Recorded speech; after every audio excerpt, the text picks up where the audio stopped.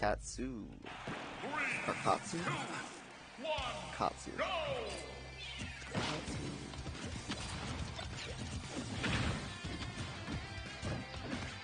Alright, everything updated. We'll go ahead and get into this. Alright, so Katsu actually played hockey last Friday at Austin's Smash Camp, and afterwards he had asked me, hey, what do you think I should do differently? Because I commentated the match, and I told him, hey, just go back and watch it. But just kind of some general pointers were to avoid taking trades with grenades as much, kind of focus on spacing his hits so that he's not tagging Snake where he could potentially be trading with grenade, and that was generally it. If I was pushed, he was like, what else do you think I could be doing? And I was like, you should probably go look up some top player VODs of this matchup and kind of get some idea of how you should be playing it. So we'll see if he's able to adapt with that. So far, I think he's actually doing a little bit better than he was doing on Friday versus hockey. About game 2, he started warming up to the level that he's currently playing at, where he's able to maintain the same stock for a minute so far. So far, it's been about 2-to-1 ratio in damage output for these two, but Katsu seems to be closing the lead up until that point where he got over Savage's up tilt. Alright, some good movement here by Katsu, but I don't think he was paying attention enough closely to see that C4 was laying on the ground right there. Alright.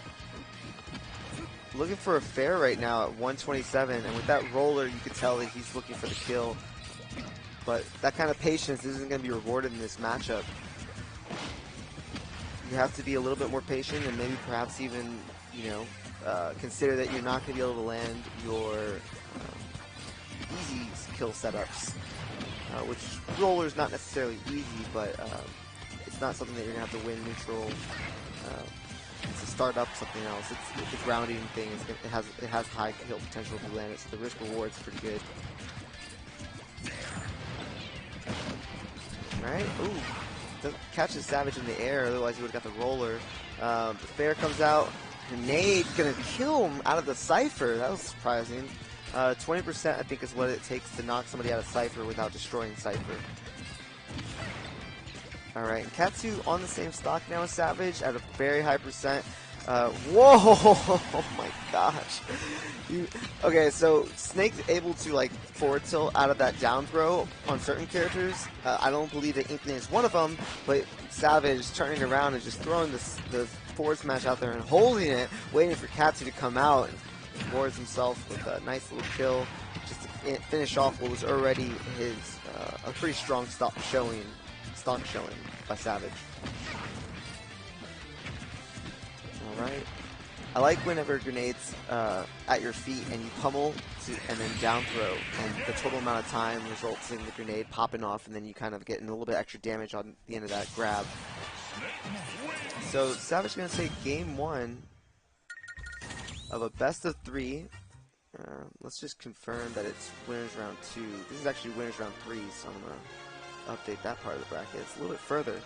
Looking at the bracket, Savage fought his way through NL1, who's a newcomer, and Katsu fought his way through Dawn, who's also a newcomer. Find themselves in. It's kind of. Yeah, you're right, Thunder Monkey. You do gotta keep Snake at the ledge, but I think the overall picture is actually you gotta try to get in to win neutral and then keep Snake in disadvantage. That's probably the greater picture that is at play during these matchups with Snakes, because they love trading, and if you allow them time in the neutral, they're going to set themselves up for trades. So here he is. He's pressing his advantage. Oh wow, hit 63%. The landing hitbox destroys Cypher, leaves him in disadvantage state, but he's found his way out of it really quickly. Katsu is having a very great first stock in this game too. Battlefield really working out for him, but you can see that he's kind of pushing the advantage incredibly hard. Takes 2 grenades, but still manages to find the up air. Katsu with a really strong first stock. This is actually the way you want to start the matchup against Snake. If he can, kind of shift from pressing advantage to camping a bit more, which is what you want to do when you have the stock advantage against Snake, he could find himself, at the beginning of his second stock with a good lead established, So he needs to hopefully swap his game plan over, but that was a great first stock by Katsu so far.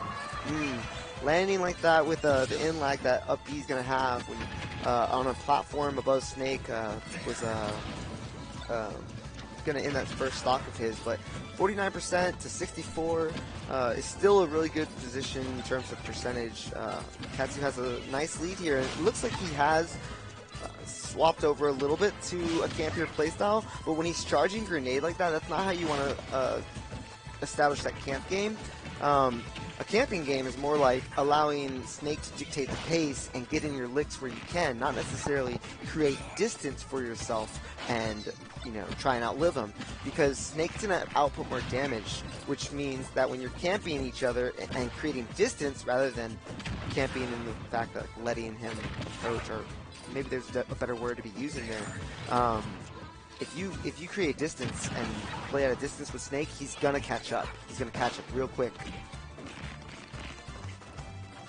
Oh, there's another roll behind, and Savage didn't go for the forward smash this time, opted for a forward tilt, which maybe he could have even gone for the up tilt, which now he uses to finish out that second stock, and Katsu lost that lead that he had.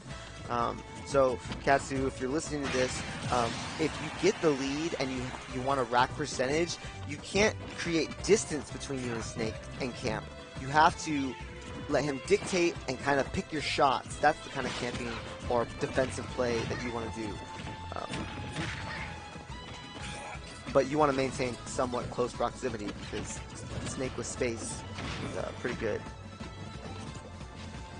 At least ooh, nice roller. Savage coming out of that shield, maybe to punish how slow he was running with the roller. He thought he could slip into punish there, what I'm assuming happened. Could up here, yep, he goes up for the trade that he was able to steal the first stock with. That time he's traded, but previously he had killed. Be aware of that C4 right there. Yep, don't go in. You either need to see the C4 disappear or wait for Snake to come in. Okay. Yeah, and now he's underneath the C4. Finds his way out. Oh, man, he had the grenade. He waited long enough for Snake to get hit by it, but the amount of time that he waited for Snake to get hit and then reacting to when he got hit, his shield wasn't able to hold up to that and popped.